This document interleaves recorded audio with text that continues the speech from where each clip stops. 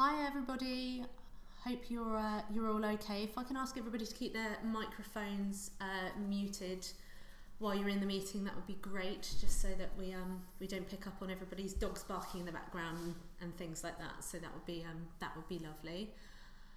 So we have got a few more, I think, who've said they're going to join us live. We've got a lot of people who have registered who can't join us live because obviously it's some of you might still be treating, some of you are probably being sensible and going outside and having a nice lunchtime walk. So thank you to everybody who has joined us. So to anybody who's new, I see, well, I don't see faces because people have got their cameras off, but a couple of people that we know and lots of new people who have joined us, which is lovely. So hello to all of you.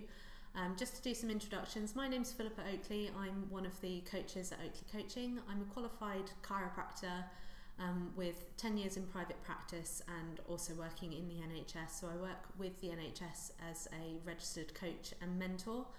I have another hat working with the LGBT Consortium, helping to improve NHS trusts in improving the care that they provide to members of the LGBTQ+ community, which is good fun. And then my wife Rhiannon and I run Oakley Coaching, so we deliver online communication skills-based training.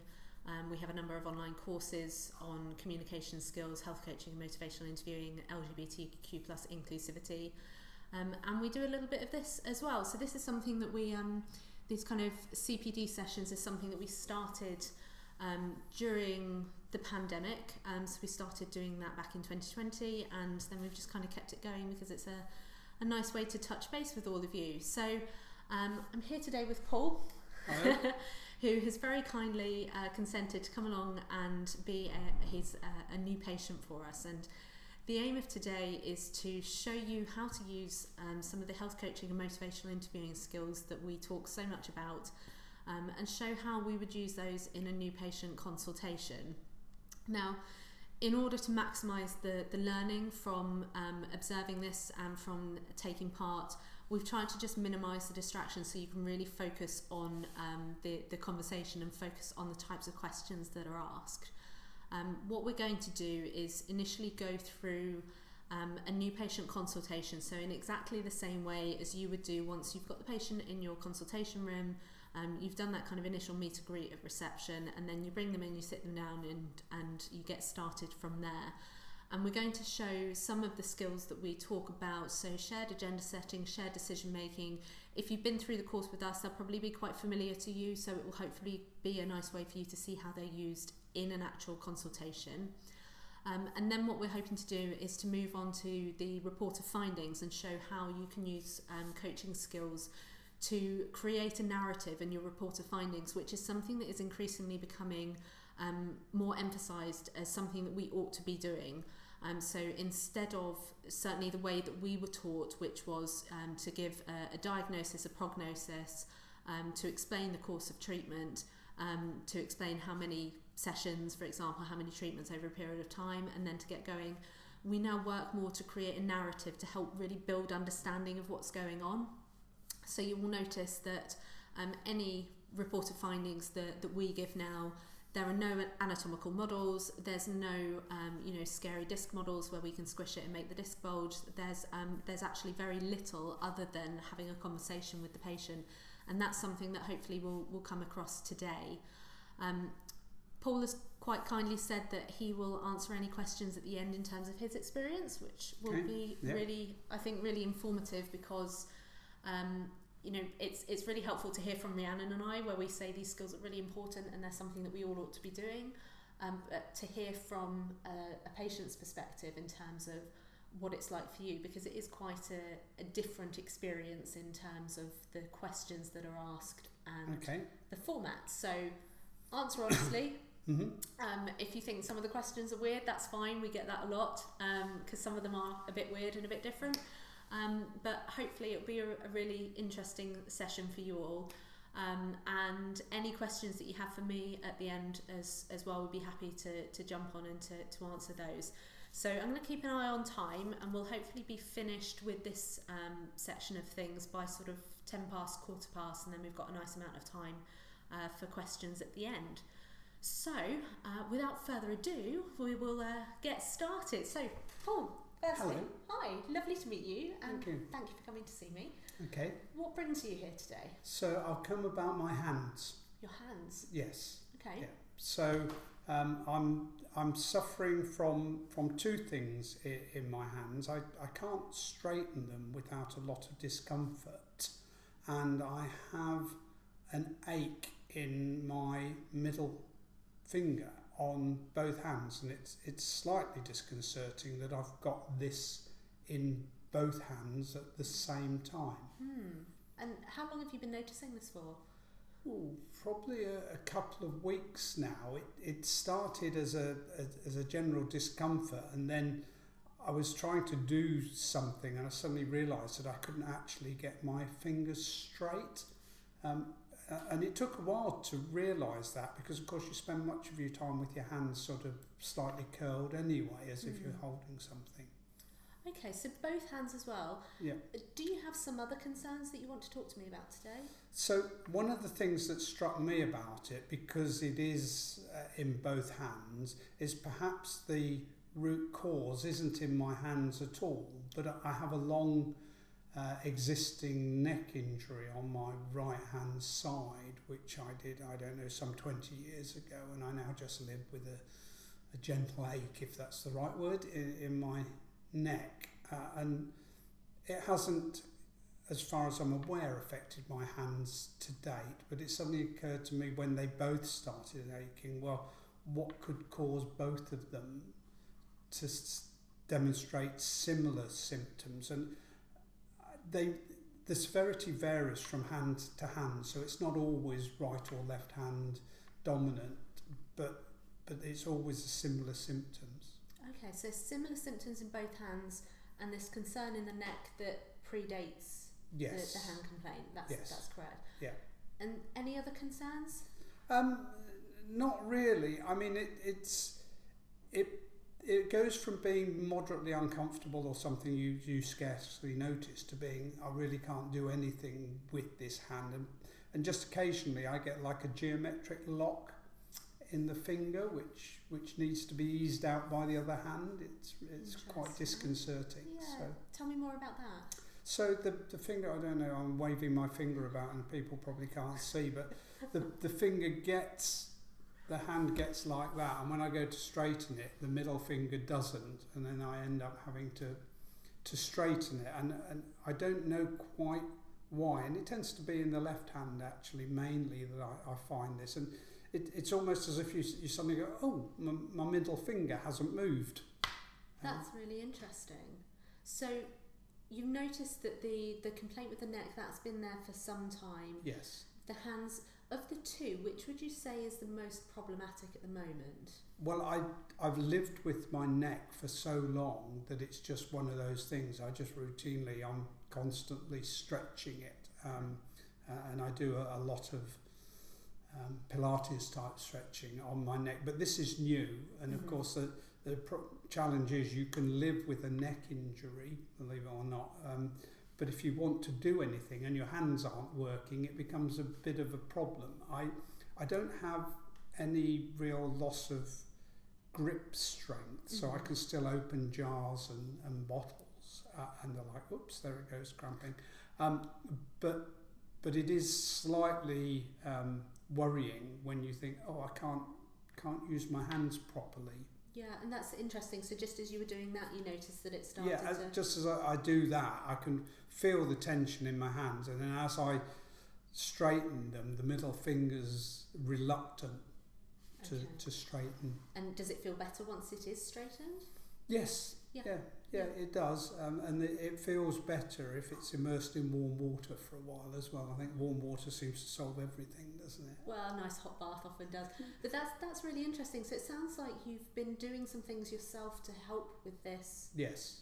Before even coming to see someone like myself. Yes. So what things have you tried? So I've tried an exercise regime, so squeezing, making fists, straightening them, trying to get a right angled bend in there.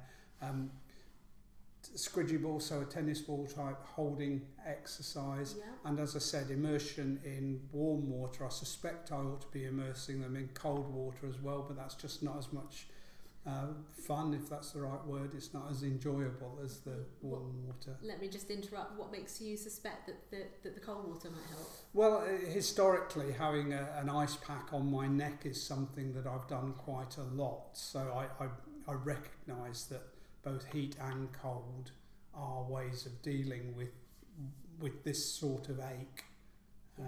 But of course, it's a fairly short-term alleviation. Okay, so from coming to see me today, we've talked about the longer term problem in the neck, the shorter, more acute problem in the hand. Yes. Which one would you prefer to focus on today? The hands, please. The hands? Yes. Okay. So in terms of what I would like to get through today, we've got our new patient consultation today. Okay. I think absolutely we do need to look at your neck. You've identified that this might be a problem, and it will probably correlate with what's going on with your hands. Okay. The nature of examining your hands, I will naturally look at your neck as well. Okay. But what I'm conscious of is that you've identified that your hands are a bit more of a concern today. Yes. So I think it sounds to me, and you're nodding, so I'm hoping you agree with me, it sounds to me like we need to focus on the hands today, but the neck definitely is something that needs to be addressed. Absolutely. I've been living with the neck for so long that it's just one of those things, whereas the hands are new. Yep.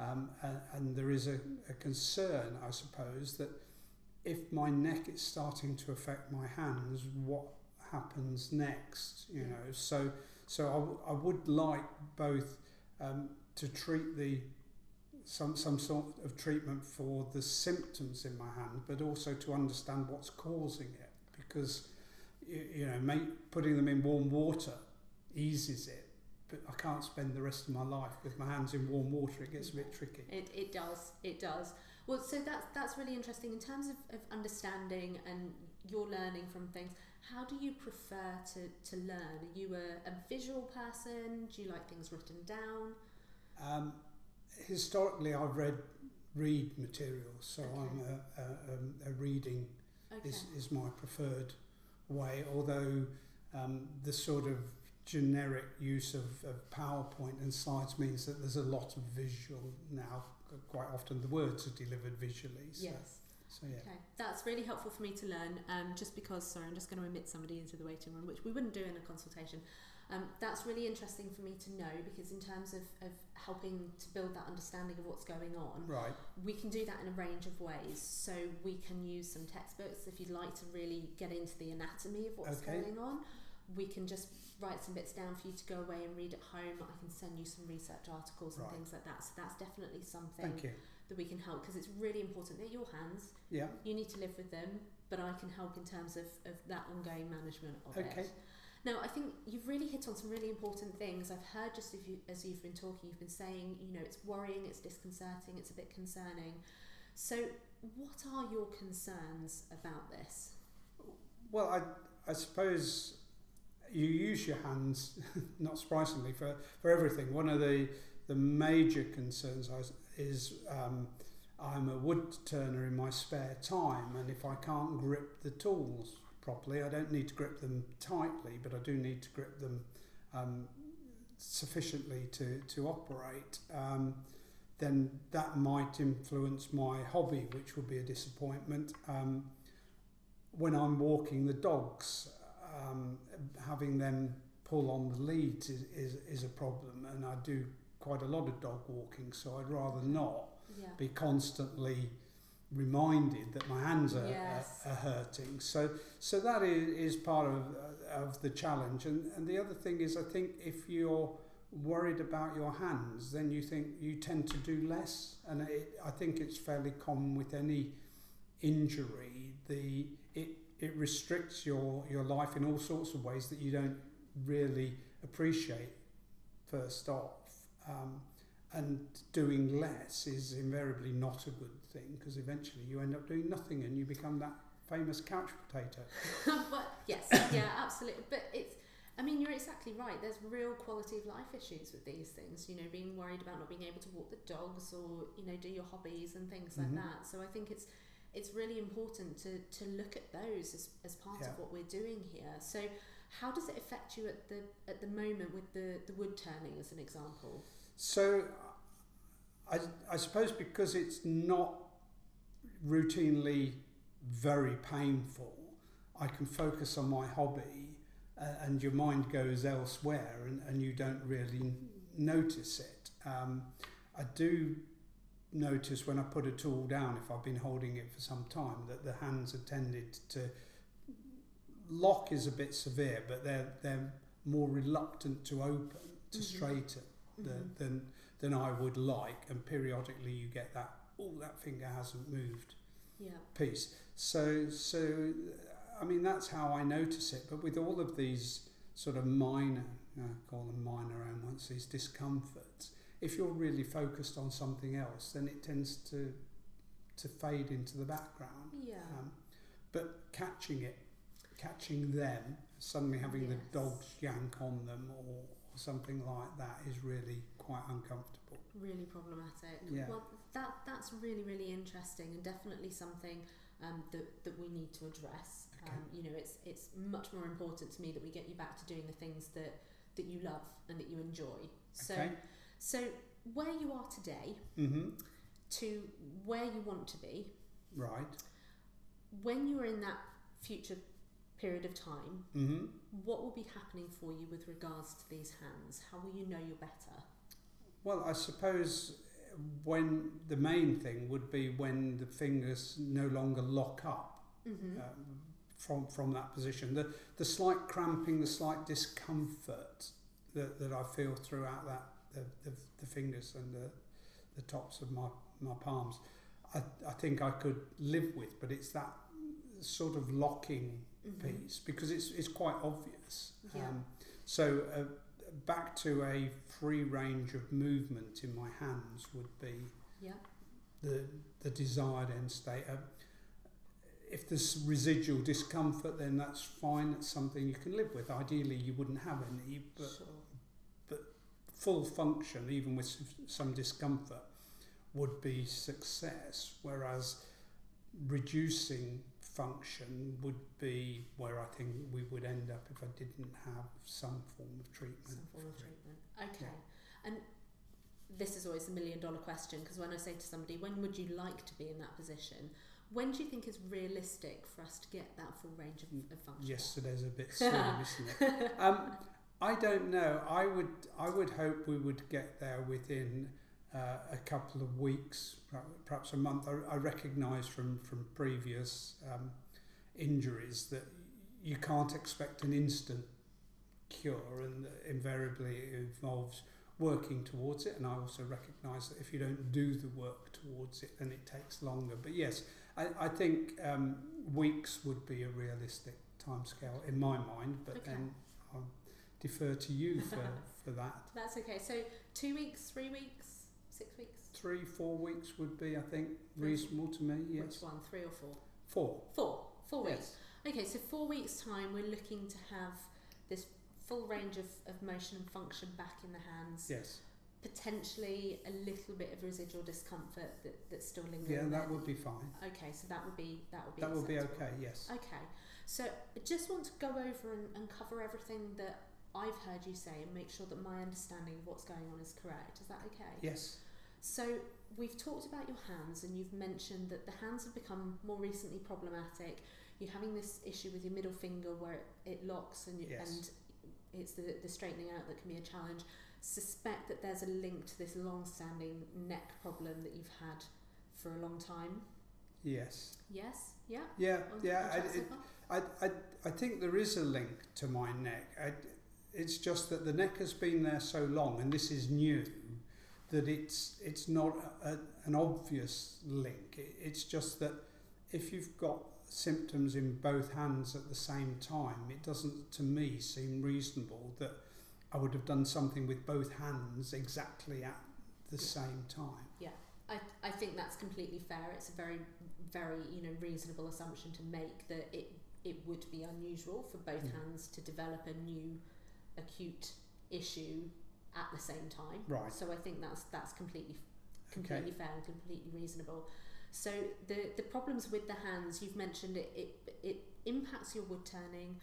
Predominantly, I'm getting the impression that the the dog walking, the sudden yanking on the hands is yes, that is a challenge, not least because it's unexpected. Of course, when you're wood turning or when you're consciously using your hands, then you're aware of what you're doing with them. When you're walking the dogs, you've got them on a loose lead normally, and if they suddenly pull up on it, you get that shock loading on your fingers, the response of grabbing the lead, it generates that locked hand situation. So that's a real trigger for it. And in turn, when that happens, you've mentioned that putting it in warm water alleviates some of that discomfort. Yes. Probably might find that cold water does the same thing, but nobody likes cold water when it's 1 degree outside. Yeah, absolutely. And stretching, moving the hands is also beneficial and also helps. Yes, and there's that challenge between moving the hands, which is moderately uncomfortable, and having to do so in order to convince myself that I've still got movement in it. You know, is it still there? No, it isn't. Yes, it is. No, it isn't. Yeah. What's really, really positive and what's really wonderful to hear is that not to say that you're willing to go through a bit of pain, because I don't hold this no pain no gain thing, but you're conscious that to get better there's sometimes a little bit of discomfort. Yes. And we need to work within that discomfort. Obviously, we don't want it to become so painful that you don't want to do the things that will get it better. Exactly. So we need to work within that. Yeah. But it sounds to me like you've really been persevering with trying to do what you can at home to get these better, including your neck, you know, the stretches in your neck. Yes, I do, but I recognise that it's been going on for a while now. It's not getting better of its own accord, which, I mean, some injuries do. They either you recover from them naturally, or you learn to live with them. I haven't reached either stage, those stages with the hands at the moment. So Okay, that's really interesting. Well, what I would like to do now is we move on to the examination stage. So we then get you on the treatment bench and start having a look. This is the point at which I would then ask Paul to pop over, and we'd start examining his hands, his neck, his shoulders. It's really important to note that during the examination stage, we would still be using these health coaching skills. So, for example, I know because I've had a sneaky peek already, but I know that Paul has had a bilateral carpal tunnel surgery, haven't you? Yes. So, as a result of examining Paul's hands, we would then start to notice that there might be some pre-existing surgeries that we need to talk about. I know that there are other pre-existing conditions in your lower back, for example, that you mentioned when we first started talking about this, that we'd also start to address as well. But the coaching very much continues throughout the consultation. So even as I'm examining Paul's hands, for example, instead of just saying, does this hurt, does this make it better, what do you feel, I'm asking him these kind of open-ended questions of, what do you feel as I do this, and where do you feel that, and is that the pain that you've experienced before, rather than does this hurt, does that hurt? So we're asking open-ended questions as we're doing the examination and the assessment. So what I'm going to do now is move on towards more of the report of findings stage. So after we've conducted the assessment with Paul, and we start to build this narrative around what's going on with his hands. So again, we would come back to sitting down. That's how I tend to do things, is I come and sit down with the patient in front of me, and we sit and face each other again. Yeah. So we move you off the bench. And I would say, so Paul, you mentioned earlier that you're a little bit of a visual learner and you like to do some reading around as well. So what I would like to do is put some information down for you to take home and have a read of. I'll probably send that over to you via email. Would that be okay? Yeah, that would be fine. Yeah. Thank you. So I'm also going to show you a little bit of the anatomy of your hands, because you mentioned that you would find that really helpful. Yes. Is that something, do you want to go really into the nitty-gritty of the anatomy, or a general overview? I think a general overview would help. It's really just so that I can put some visual images on top of the words, so that when I'm doing things, I know what part of my hand is responding and what I should be feeling. Yeah. So although I like to read the results, and I like to have them there and the advice to consult, that image is an important part of translating that. Okay, that's really, really helpful. So we'll definitely make sure that we have a look at the anatomy, Okay. and I'll give you an overview. I think it's really important just to reassure you that what's going on with your hands, there are things that we can do to get this better. Okay, good. There's definitely things that we need to look at in terms of your neck as well. Right. What I would like to do now is to talk a little bit about how we can help you get better, what that will look like, what I can do that would help, Right. what you can do that can help, and what we can do together in effect. Okay? Okay, yeah, that would be fine. Always very much teamwork here. So invariably with the treatment and with care and with coming to see someone like me, there's some bits that only I can do. Yes. There are some bits that only you can do because I can't control what you do when you go home. And then there are the things that we can do together in terms of ongoing support and things like that. So we're definitely going to make sure that we talk about that. Right. Now, you mentioned initially that you were concerned about sort of in effect, the long-term outcome of what's going on. Yes. Yeah. I mean, I'm not getting any younger, and ailments like this a lot of people would take as part and parcel of growing old. But the way this has come on, and the fact that it's not really sorting itself out means that I don't want to have a gradual reduction in the ability to use my hands, because that would be, whilst it's inconvenient at the moment and sometimes moderately painful, you could see a situation where I ended up with hands that were almost permanently claw-like, and that is both visually not terribly attractive, and also it makes doing day-to-day things more difficult. Yeah, absolutely. I completely hear where you're coming from in terms of, the long-term outcome, the concerns about not being able to use our hands, understandably really, really worrying. From my perspective, as I've been examining you, I'm not concerned that that's where you're heading. Okay. Because there's very definitely interventions that we can do that can help to slow, if not halt, what's going on. Okay. What you've been doing so far is fantastic, is brilliant. You've already got a head start on stuff, so that's really, really important, and really commend you for doing that. So there are a few things that we can do to help you get better in terms of the treatment, and I'm going to go over that in a little bit. But to go through a bit of the anatomy of the area, yes, it is definitely related to your neck. But as with so many of these things, we have what you could broadly term intersectional issues. So the fact that you've got this existing injury in your neck means that the structures in that area can be a little bit sensitive. It changes the way that they work. We then track that down to this pre-existing issue with your elbows that you've mentioned as we've been going through the examination, into the carpal tunnel surgery that you've had on both of your wrists. Now, there are nerves and structures that pass from our neck all the way down and supply our hands. And in your case, those nerves are almost being impacted at 3 different points along that journey before they get to your hands. Right. Okay, yeah. So it makes sense to me that the hands would start to become problematic because they've got these 3 points where they're being impacted. Right.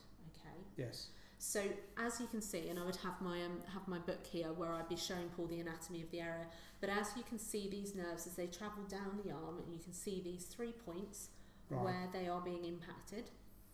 And these are the areas that tell us where we need to focus our treatment in order to get you better. Okay. Okay. Yes. It is likely that you will still have a little bit of residual discomfort in your hands. Okay. Well, we discussed that. Yes. Yeah. Yeah. My expectation would be that within that 3-week period that we've talked about, that we can get a significant improvement to your range of motion in your hands. That would be my expectation. That would be really good. That would be really good. So that's what we're aiming for. So we're aiming for that as a result of the treatment that we're going to be doing. Okay. So with that, what I would suggest that we do, or what I would like to do, would be some work on your neck, some work on your elbows, your shoulders, and down into your wrists as well, with the aim of improving the way that everything in that area functions and releasing those. So we're going to be doing some work to relieve those points, those pressure points in your neck where they're becoming problematic. So what I would like to do is address those.